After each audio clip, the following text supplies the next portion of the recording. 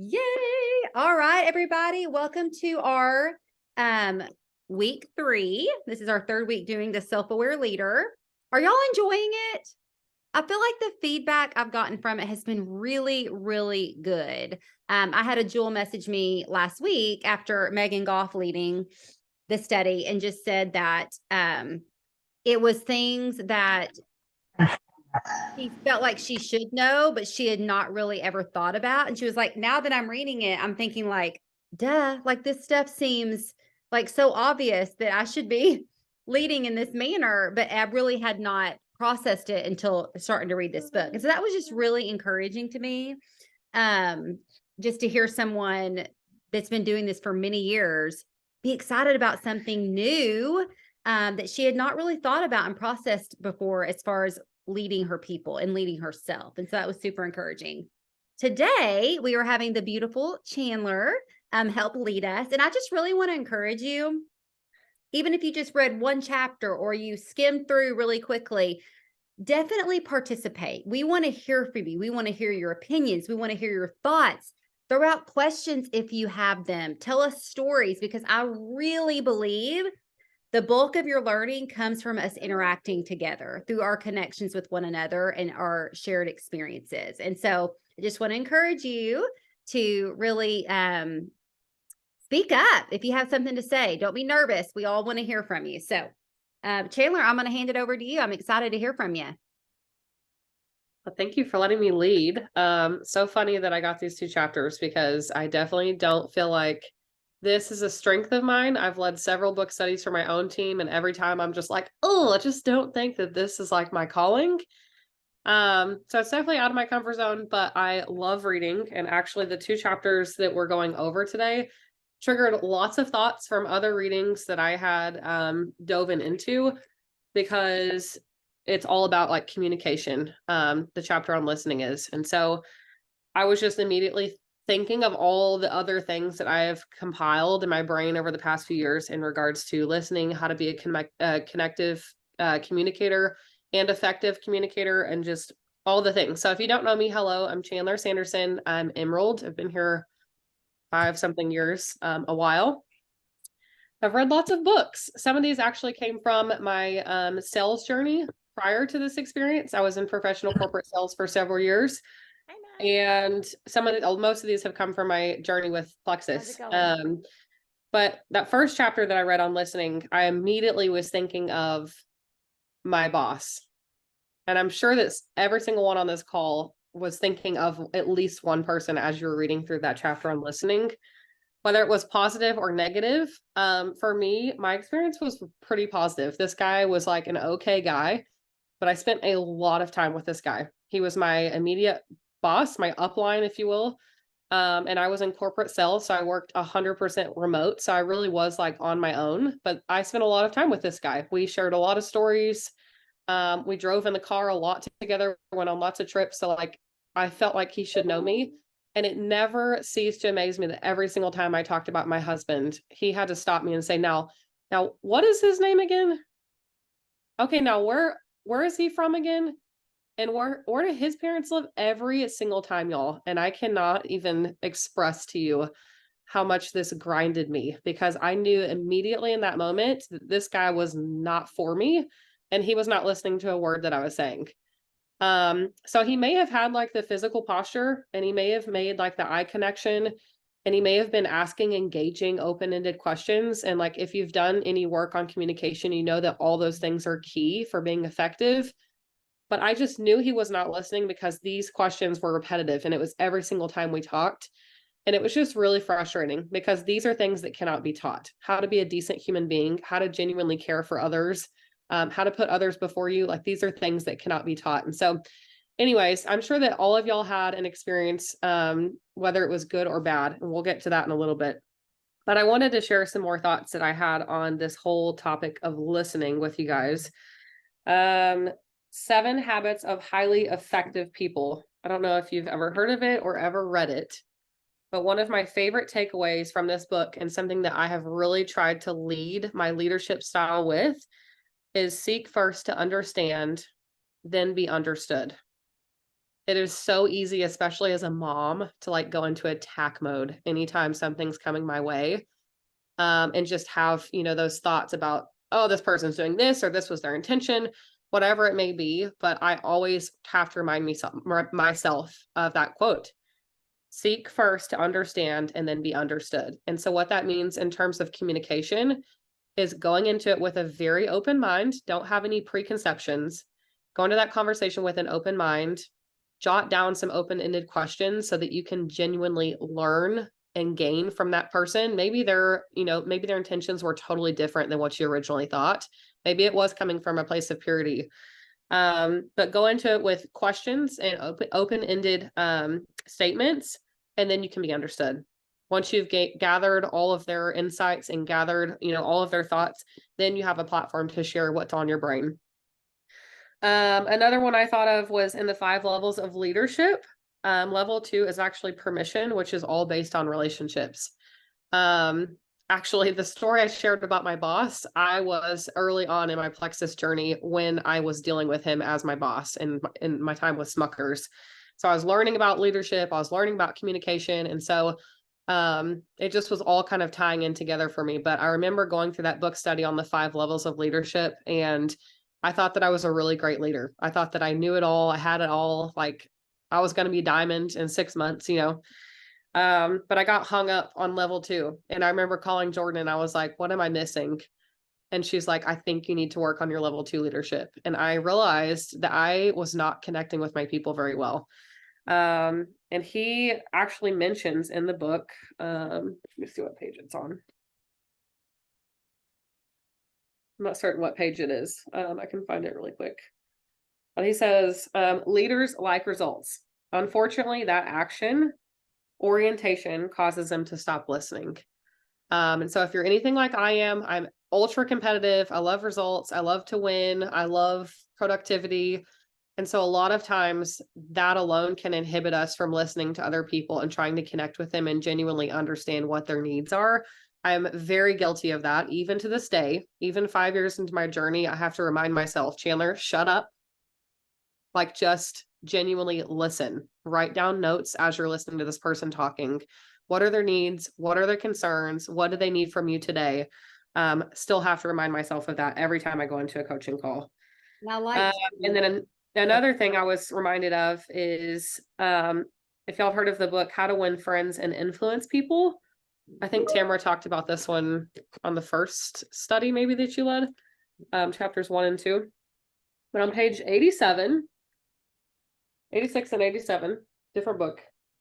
Many people fail to make a favorable impression because they don't listen attentively. They've been so much concerned with what they're going to ask and say next that they don't keep their ears open.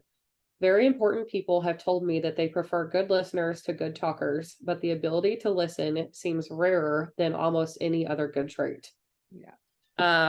And I just love that. And I realized, like, along my journey that I was not a good listener. I love to talk. I'm pretty sure I came out of the womb talking. But that's not how I win people over. That's not how I influence, and that's not how I lead. And so I have to just give myself subtle reminders, just like he talks about in the book. And like, maybe that means writing LL, to remind myself to listen during those coaching calls. Hey, 2 other takeaways that I really liked, or quotes, if you will. He said, one of the greatest gifts that you can give anyone is the gift of attention. Love that quote. And then another one was, listening builds trust, which is the foundation to all lasting relationships. So now I'd like to hear from you guys. Anyone who's comfortable unmuting and sharing a little bit.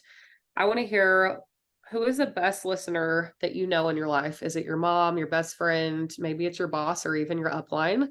That was 100% me when I came to Plexus. And I think genuinely why I decided to trust Jordan, was because she was such an intentional listener. And I never experienced that, in a boss in my entire life. So is it a boss? Is it your upline, your best friend, your spouse? Who is the best listener that you know, and why? Like, what signs are they showing you that they're actively listening to you? And I want us to kind of like write some of these down. Anyone that's comfortable sharing. I have one. The first person that this boy is eating too, that I think of is my mom. And it's because it's one of those things like she's listening, she's like, you can tell she's listening, but you're like, is she really listening sometimes? But like, I'll be talking about something and I'll see her in a couple weeks and she'll get me that thing I was talking about. Like one silly example I have is I needed to get like this pole for a plant that was like falling over. And I'm like, oh mom, it was just like in passing, like, I really need to go get something for that. And then next week she showed up. And so it's just like her always serving us. And like, we know that she's listening and that she cares about what, like little things like that, like what we're doing. I think the takeaway word with that is follow up, which is 100% on my like good listening skills is follow up. Like the friend that remembers what you said last week and just like you said, thought of you in that moment.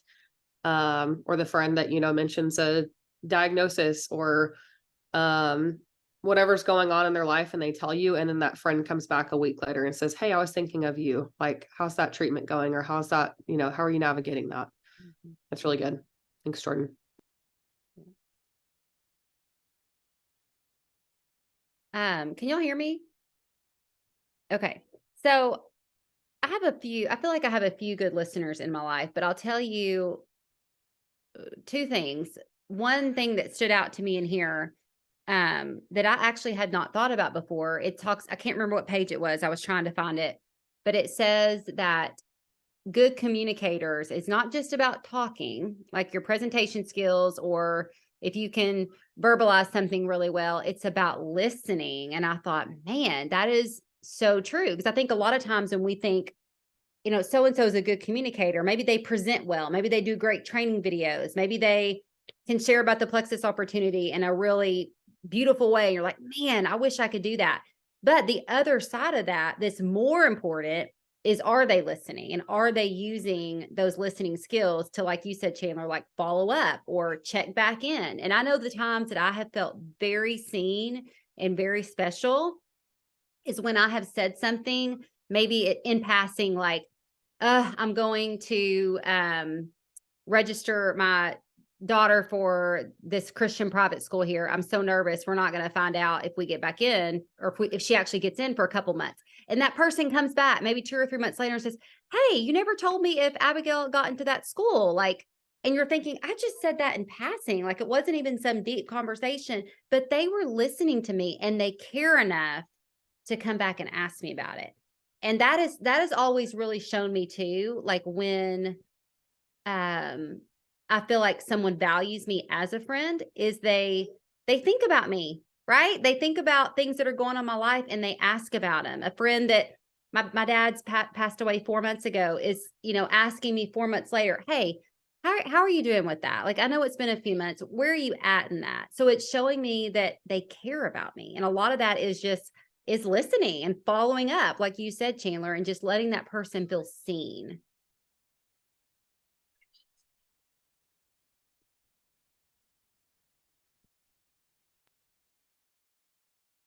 I think one of the ones for me, like probably the biggest one, is eye contact. And the reason I know this, I'm so passionate about it. My husband was probably the worst person with eye contact when we got married. I don't know why. That is something we had to work on. And it just shows me that, like, when somebody is truly listening to you, they make that eye connection, which is why I'm so passionate about doing Zooms with cameras on, especially when I'm doing coaching calls, because I want to see them. I want to make sure they're listening. I want to see if they're taking notes. Yeah. It's just like, it's another form of communicating. Have you ever been in a conversation with someone and their eyes are like looking behind you, or like you see their head kind of pop over and they keep darting away? And immediately what I feel is they're not interested in what I'm saying. Don't care. They don't care.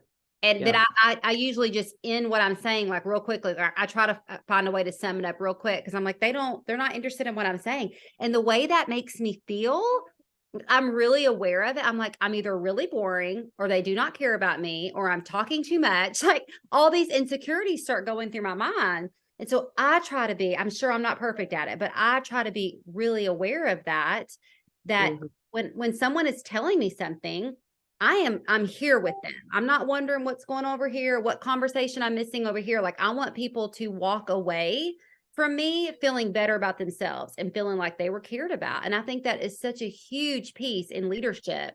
If your people don't know that you care about them, they're not going to follow you. I'm just saying, it's true.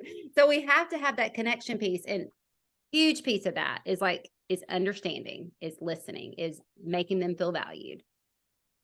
Megan, there she is. I feel like I'm Megan laughing at Goff Megan. is really good at this as well. She's a really good listener. She always makes me feel seen and understood and valued. So Megan, I don't know if you have anything to share, but you're one of the people that stands out to me as far as that goes. Oh, I just piped in that I often feel distracted if my kids are around. Yeah. So I feel like I do give mom grace when like both of us have kiddos and like, you know, we're having to sometimes have a conversation, but also be like, hey, I'm still listening. So sometimes I add that in, even sometimes with my husband, like I'm still listening, but I just have to get this out of the oven really quick. Or so sometimes even communicating, I still am really interested in what you're saying, but, or I'll have a kid follow me, like, come with me and talk to me, because sometimes they keep talking and talking and talking. Yeah. Or maybe you get interrupted by something and you go, hey, I know we just got interrupted by that. What were you saying about your mom? And so you're showing them, hey, I care. Like, let's continue this conversation. Mm-hmm. And I think, well, I remember Jill Renfro talking about how people now, young people, are having to take like conversation classes because they so little know how to carry on a conversation. And so I think this skill is something that we can work on ourselves, but also to be teaching our kids. And sometimes it's easy in mom life to be distracted with like just so many things going on. And sometimes we're like, listening, but not really. But actually like having them look in our eyes and be like, okay, and get on their level, like, okay, tell me the story again. Sorry, mommy was distracted. But like our kids are going to learn from us by modeling. And sometimes it's just that slowing down to actually have a conversation and be a good listener and teaching them to ask curious questions. Like, and that's something that I'm noticing a little more with my younger kids. Like, are they conversational? Can they tell a story? Can they ask questions in a back and forth way in a conversation, or be curious about it? And I think that's I think that's an important part of conversation, is even if you're not overly interested in the topic of what someone's talking about, to be interested for their sake, to love them and to ask curious questions about it. But and we're all going to make mistakes at times. Obviously, none of us are perfect at this. You know, it's still going to happen. But it's just more of that awareness, which I feel like this book is all about awareness. It's just more of that awareness level of being mindful. Yeah, I wanted to add, like, the first time I read this book, I was like, oh my gosh, I'm a terrible listener, because like I'm the person that like I am there like listening, but I'm like waiting for my turn to talk because I love to talk. And so like when he says that, I'm like, oh, I remember like I read it with like Marissa and some of our team, and everyone was like, that is so you. And it like I'm so guilty of that. But I do think that like since I read it, gosh, when did we read that? Was that when you went Emerald, Marissa, like last year? Last year, yeah. And like Megan, you just said, I feel like I took that to heart, especially with my kids. I have toddlers, and you know the like never ending toddler stories, but I have like done a lot of that. Like, okay, wait, stop. I checked out for a second, like check back into the story that's still going on and be curious about it. Or honestly, just saying to my kids, hold on a second. The Instapot is on fire. I need to like go in there, but I want to hear the rest of your story. And then modeling for my kids how to be that curious thinker, even though like I know where the Hot Wheel just came from and all that stuff, but like, tell me more about that. Why does that feel special to you right now, et cetera, et cetera. And I think that has me practicing that with my kids, and the extreme patience that takes with them has bled into my business and into my friendships, because I'm not like just waiting for them to finish so that I can talk. I'm actually curious about that.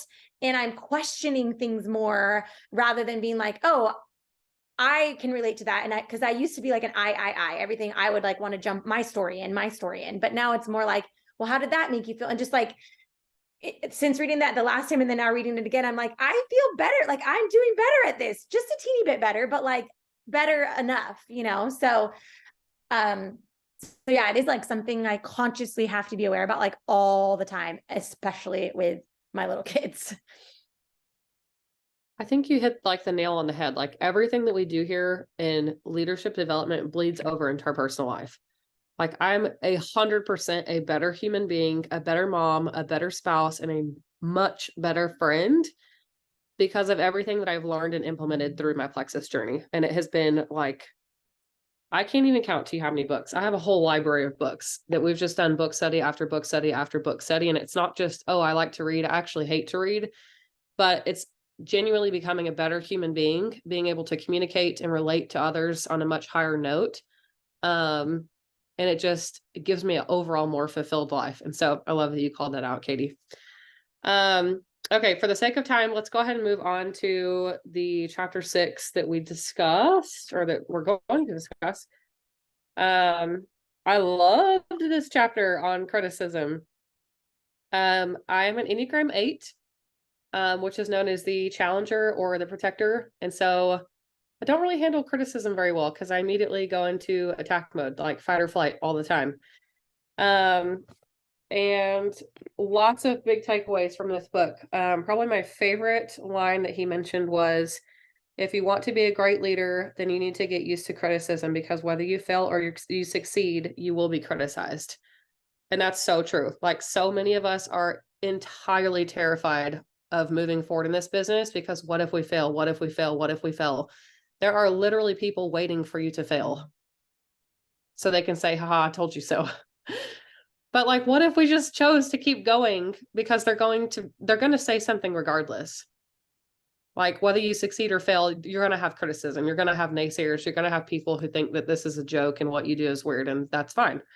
But it's how we handle the criticism that makes us a stronger and better person ultimately in the end. And he actually talks a lot about like some, criticism is actually constructive when it comes from like a mentor or somebody with good credibility. It can be really constructive criticism. Other people just kind of suck and they just want to see you fail. And they just have nothing better to do than think of, whatever your life. I don't even know. Some people are just insane, y'all. Let me just share a story. If y'all don't know my story, I had a long experience with cancer, melanoma skin cancer, for the past couple of years. And this girl that had always been mean to me, I don't know why. I have no idea why. I was an acquaintance with her in college. She would just send me the most hateful messages, and I never responded to her because I didn't even know how. But days before I went to go get my treatment for my cancer, she messaged me. And I was like, oh, maybe she's going to be nice this time. Like maybe God has touched her soul. She sent me this message saying how she couldn't believe that I proclaimed to live such a healthy and crunchy lifestyle and that I was going to pursue cancer treatment where they're going to inject me with poison.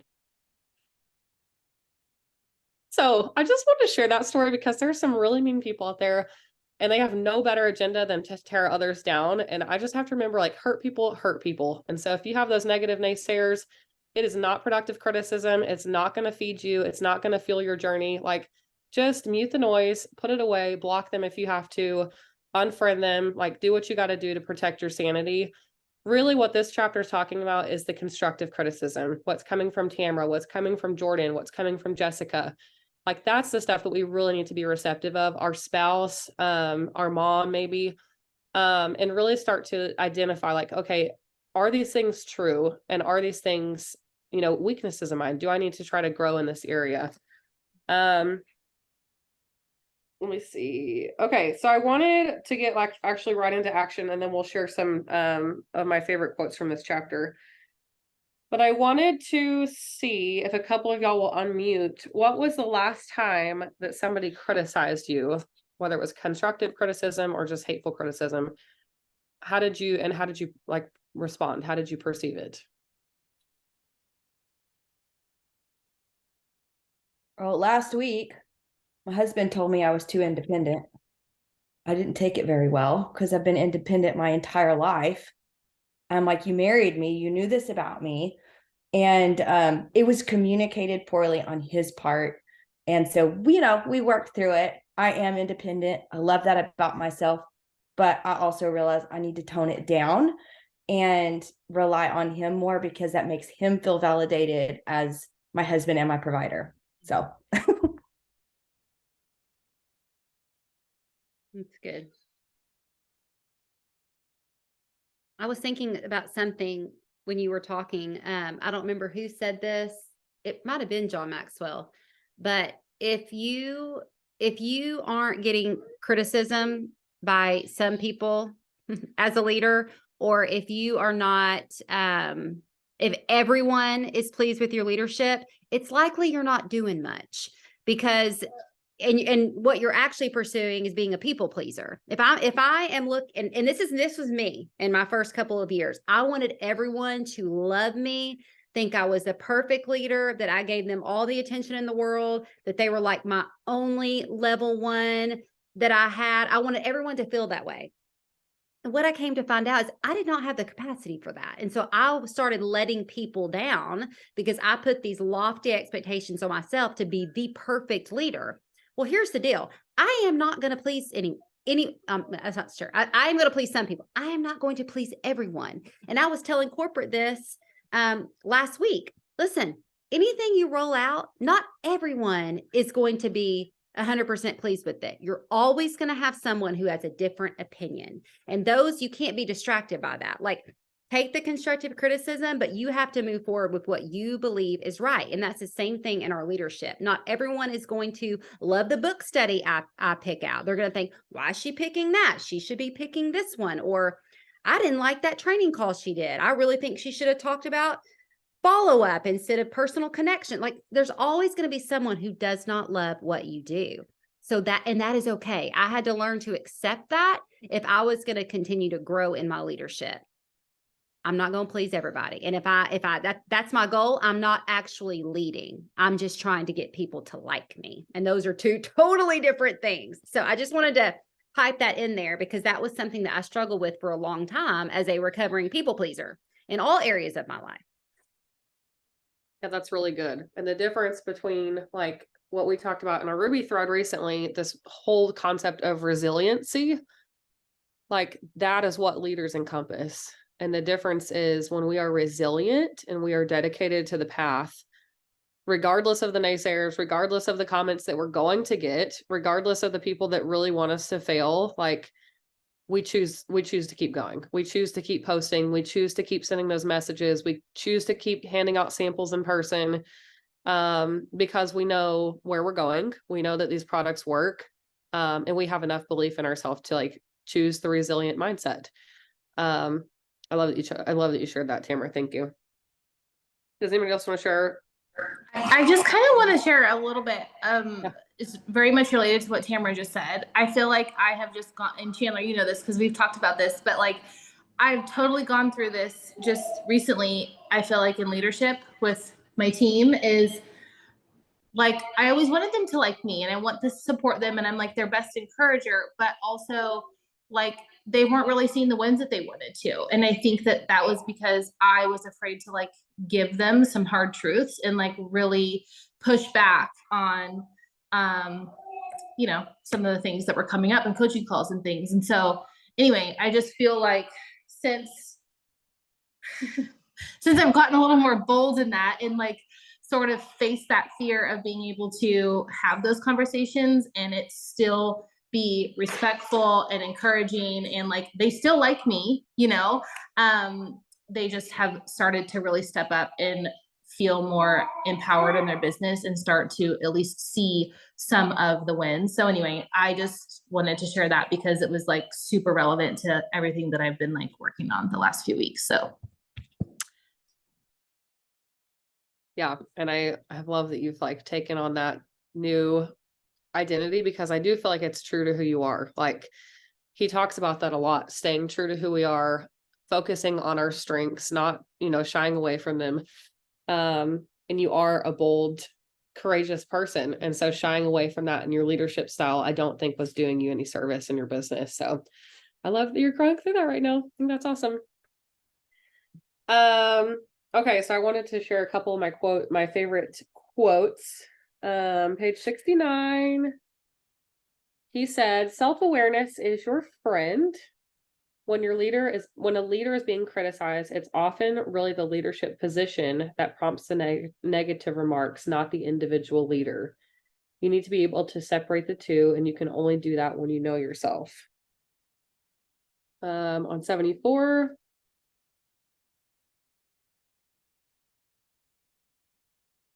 Hold on, 72 and 74.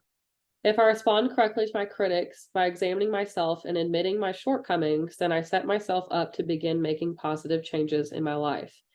If I defend myself and deny my weaknesses, I decrease my self-awareness and stop my growth as a leader. And then I also had several highlights on page 74 and 75. The easiest thing to be in the world is you. The most difficult thing to be is what other people want you to be. Do not ever let them put you in that position. Accepting yourself is a sign of maturity. If you worry too much about what other people think of you, it's because you have more confidence in their opinion than you have in your own. Those are things I feel like need to be just plastered on my wall, because I love everything about self-awareness, self-identity, finding confidence in our own strength. Every single person here is ultra talented. Do we all look the same? No, we're all probably very drastically different in our strengths. What I've learned through my 5 years with this journey is that we can all be entirely different with our makeup, with our strengths, with our passions, our goals, our whys, and we can all be ultra successful in whatever realm of success that may look like to you. And I think that's why I love this journey more than anything. It's not like you have to have these certain 5 traits in order to be successful. You can be introverted, you can be extroverted, you can be a good communicator, or a good talker, you can be a good listener. Like there really are unlimited ways for people to be successful with this. And so I think it really only does ourselves a service as a leader is to identify those strengths. Not so much focusing on the weaknesses, because I think he shared on page, it was back in one of the previous chapters. Page 22, no, 26. He says, working on a weakness in your strength zone will always produce greater results than working on a strength and weak area. And so just emphasize, like, stop working on the weaknesses, stop dwelling on the things that we're not great at, and really try to excel in the things that we're strong in. And so just in closing, I know Tamara has to go pretty soon, and I do as well. I want everyone to grab a piece of paper if you have access to a notebook or even just your phone. Grab out a piece of blank paper. And I want us all to write down 10 strengths and 5 weaknesses. And if you need to take more than a couple of minutes, maybe we can wrap it up after the call. But I think this is so key. I did this with my girls on my team retreat a couple of months ago. And like, to me, this is like, I think because confidence is a core value of mine, I have always had a lot of self-awareness about who I am, what I'm good at, what I'm not good at. This is such a fundamental piece of leadership that most people miss. They're more passive, they're more submissive, they're more people pleasers, and they're scared to admit, hey, I'm really good at this, and I want to find a way to share this strength. And so I think this is so key. I encourage y'all to do this now, and then even go and do this with your team. If you have a team of 1, a team of none, a team of a dozen, go do this activity with them and encourage them to identify what those strengths and weaknesses are. And if y'all want to share, y'all can drop some of your strengths in the comment or in the chat group. I'd love to see what those are.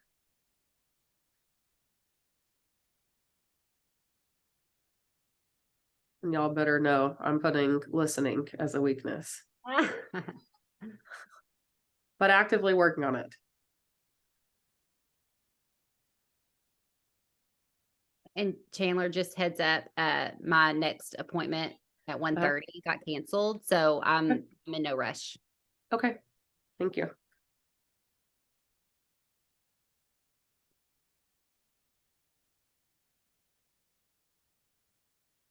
Ooh, I wish I was good at that, Stephanie.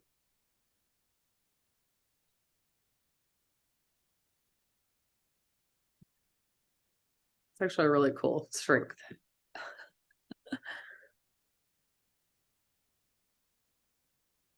Somebody want to share some of their strengths and weaknesses? yeah, Tamara, I second that. I've always felt that you're a very high connector. Thank you. I'm about to write some of my weaknesses. You know,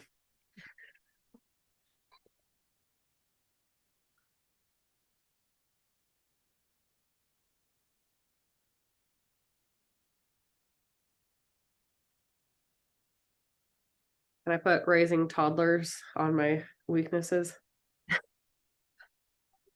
That's awesome. Hey, I have a question for you. Oh, go. If somebody is having a hard time figuring out what their strengths are, what would you recommend they do? Are you asking me? Anybody? You or Chandler or whoever. Okay. Well, right here, Strength Finders. This is where I started. You can take a test in this, and I've never had anyone who's done this that has gone, oh, I don't agree with that. I don't feel like that really hit me well. And you can actually, in this book, it gives you a code, and you can take this test and you can see your top 5 and the descriptors. I think you can pay like a little bit more and see all of them listed out. And then it goes into each one in depth, like each strength, which is really, really good, and how you can grow in that strength. So I recommend this book to anybody and everybody who's just wanting to grow more awareness about who they are and like living out in their strengths. And then I think the second piece of that is telling them, I want you to ask the 3 to 5 closest people in your life from different segments. So maybe that's a parent, a best friend, a plexus upline, different parts of their life, and say, what do you see in me? This is hard for me to ask. I feel a little embarrassed, but what are the like 2 or 3 qualities that stand out about me that you see as a strength in me? Because I'm trying to become more aware of that. And I find that that is very eye-opening and so affirming to one another. So those would be my top 2 things. That Taylor, is literally exactly what I was going to say, is Strength Finder and find a group of people that know them. That also I think is key, because a lot of people before they come to Plexus can be surrounded by a lot of negativity. Like they've never been in a parent-daughter relationship where their mom is like, you're really great at this. Like, I really see you excelling in these things. Like a lot of people are not blessed in that way, or have best friends that say, hey, you're so gifted with this, like do more of it. And I think that's why like this community is so important. So it kind of depends on their level if they have relationships with people like within Plexus. But I feel like this group of women like specifically can bring out the best in others. So continue to grow them in that community, and see if y'all can help call out some of those strengths. Yeah. And y'all, let me just encourage you in this. Something that I have found over and over again. There are people that I look at and I think they are so confident. They've got it all together. They are so secure in who they are and in their leadership. I don't need to tell them what I see in them, but I do. And hands down, I really needed to hear that. I've really been doubting that about myself. Don't ever, we say don't prejudge people, right? About like the business or the products. Don't prejudge anybody about anything, because we all need to be shown what people see in us and belief they see in us and qualities they see in us. When someone comes to me out of the blue and says, I just want to say that I appreciate this about you, or you said this to me a year ago and it still stuck with me, or whatever it is so life-giving to me. I mean, I've been doing this for years and I still doubt myself all the time.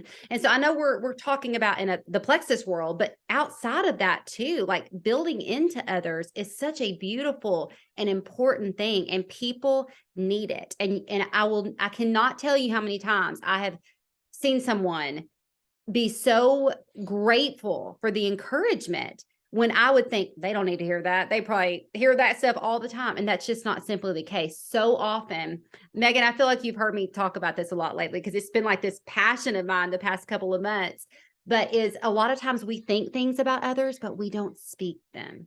We don't share them. We keep them to ourselves for whatever reason, maybe fear or embarrassment or thinking they don't care what I have to say. It's just simply not true. So open your mouths and share what you see in people. I just think that's such a beautiful exercise and something that should become like a habit in our lives. That was really good.